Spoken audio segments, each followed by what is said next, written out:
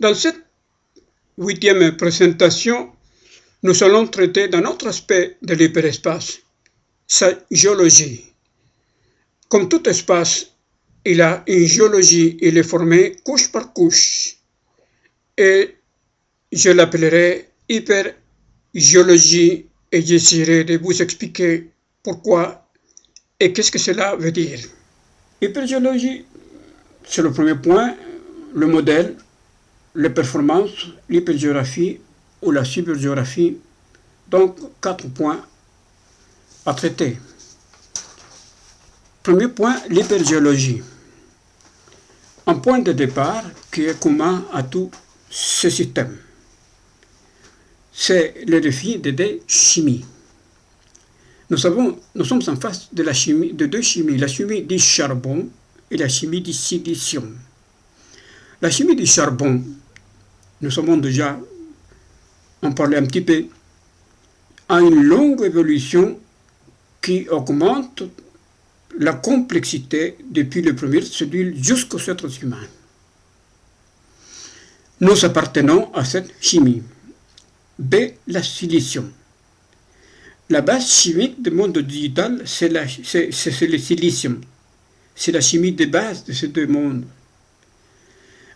Ah donc, il existe une coexistence entre deux mondes. Le monde basé sur la chimie du charbon et celui basé sur la chimie du silicium.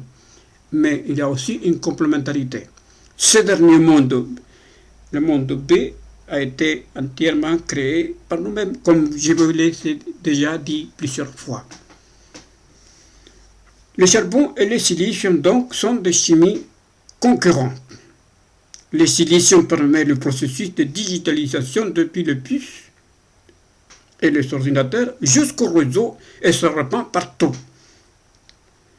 Il y a une accélération progressive qui permet d'aller en créant une nouvelle réalité, une sorte d'énorme machine-outil à la disposition de l'ensemble des êtres humains qui va progressant en autonomie et en intelligence.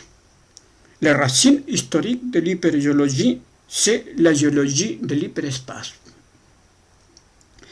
L'hypergéologie émerge de l'informatisation. L'ordinateur, c'est la machine peut-être plus complexe jamais créée par l'homme. C'est un processus général qui construit les fondements de ce monde-là. D'abord, il y a A, les cils. Il y a le mémoire NIL. Ensuite, B, il y a les cils informatiques qui viennent des archipels. C, chaque île émerge du monde analogique. Nous avons, rappelez-vous, la patate avec la comparaison et la frontière analogique. Monde réel, monde digital. Des ordinateurs qui se répandent partout et pratiquement toute activité humaine est aujourd'hui concernée. L'ordinateur, machine complexe avec une architecture en couche. Nous sommes ici dans la géologie, partant de la couche physique, où se trouvent les processeurs, le mémoire, les interfaces. Les circuits qui permettent le flux de circuler entre différentes parties, les connecteurs, en dedans, etc. Plus après, il y a le logiciel abstrait. Les ordinateurs en réseau vont suivre un modèle similaire. Maintenant, le monde digital, digital world. La géologie du monde digital est aussi en couche. Elle est similaire à celle de la Terre, à celle que nous avons toujours connue. La géologie terrestre, vous savez, a investi des millions d'années par couche. La géologie de l'hyperespace, elle a été beaucoup plus rapide, en moins d'un demi-siècle. Et c'est surtout créé entièrement par l'homme. Les couches sont des couches physiques au plus abstraites. Les couches basses, c'est l'architecture matérielle, le câble, le fil, le plancher de l'édifice de l'hyperespace. Le plus abstrait, les couches applications, là où vous êtes en face avec votre ordinateur devant votre écran. Le sommet de la couche, c'est la couche virtuelle très abstraite. Deuxième point, le modèle généraux. Le modèle l'hypergéologie en informatique distribué à deux modèles généraux. Le modèle OSI, Open System Interconnection, c'est un standard ISO pour la communication ouverte. Et le modèle DoD, Department of Defense, qui est beaucoup plus simple, c'est une simplification en fait du modèle OSI et qui opère surtout au niveau local. Et tous ces modèles ont des environnements hétérogènes qui interagissent avec des signaux de sorte. Il y a donc un grand rôle de interface. Vous voyez ici, le modèle OSI a 7 couches qui vont de la couche application, présentation, transport, connexion, réseau physique. D'en bas en haut, d'en haut en bas, d'en bas en haut, d'en haut en bas, comme vous voulez. Et le diodide a 5 couches. Le modèle OSI et diodide, c'est une représentation prototype, je dirais, pour n'importe quelle géologie de l'hyperespace. La fonction des systèmes informatiques distribués, le langage commun pour communiquer. Les humains, vous le savez mieux que moi, communiquent pour vivre en société. Ils sont un langage, c'est leur protocole. Les Français ont un protocole qui s'appelle la langue française. Les ordinateurs aussi, ils sont un langage pour communiquer, ça s'appelle protocole. Le réseau aussi, il y a des protocoles, donc selon les couches, ils suivent les schémas de la communication. Par exemple, le protocole de liaison de couche basse. L'importance de tout cela, c'est une vision structurelle de ressources. Les emails, les news, les forums, les communautés virtuelles suivent cette géologie en intégrant aussi le multimédia. Avec des millions de pixels, c'est-à-dire de points de représentation, le monde normal semble avoir sa propre copie, mais beaucoup plus complexe. Ce n'est pas un miroir, je l'ai déjà dit, comme dans le cas des trois mondes de Karl Popper, ou la caverne de Platon, où les images réelles se reflètent. C'est beaucoup plus complexe. On va donc du matériel au concret, au concept. Il y a des différents ordres de relations entre contraintes à chaque niveau. Il y a des paradigmes de racines que nous avons déjà vus du téléphone au net, au réseau. Et il se crée des mélanges de textes et de hypertextes. Le cas du web maintenant, il réunit, on l'avait dit, l'Internet et l'hypertexte.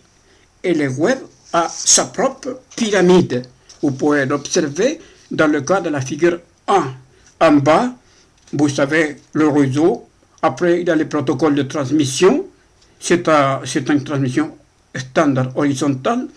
Après, il y a le protocole de routage, de workflow et de sécurité.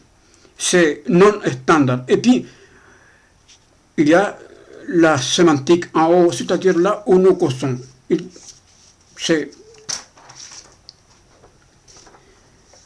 Le troisième point, c'est les performances. Les performances, il faut avoir une mesure générale des dispositifs physiques, des couches physiques, et en particulier des réseaux d'ordinateurs. Il faut avoir une évolution spécifique des objets télématiques. Pour moi, objet télématique est tout objet. L'Internet est un objet mathématique, je dirais, et télématique, je dirais, l'objet télématique. Les réseaux téléphoniques sont aussi des objets télématiques. Il y a une nécessité d'avoir une table de performance pour voir des données quantitatives, la fonctionnalité de chaque dispositif, la capacité de mémoire, le taux de transfert, la capacité de trafic, la longueur de mot, la fréquence de l'ordinateur, etc. Il faut comparer ces systèmes différents, ces fonctionnalités, pondérer la mémoire, la communication, le calcul. Il faut travailler tout cela. Méthode, comment pouvoir affronter ce problème? Voici quelques idées. Sortir des valeurs de référence, comparer des mesures avec des valeurs de référence, construire des indices de performance, créer un indice total ou moyen générale par dispositif. Le meilleur, ce sera le plus adapté aux besoins de l'utilisateur. Faites une simple matrice pour comparer tous ces dispositifs télématiques en prenant le dispositif 1, le dispositif 2, le dispositif 3N. Et en prenant en ligne le temps, l'espace, le format et tous les caractères que vous voulez mettre dans ces lignes, dans cette colonne. Si on a un facteur pondéré pour ces besoins, eh bien, il faut choisir le dispositif thématique qui est le meilleur score. Un choix clair, c'est un outil simple, fiable et facile. Le problème le plus difficile, c'est pondérer les fonctionnalités, les besoins pour gérer le temps et l'espace et la forme. Par exemple, la forme, c'est un donné clé pour traiter les données. Plus le temps est une donnée clé pour archiver. L'espace est aussi clé si on veut atteindre les zones extérieures.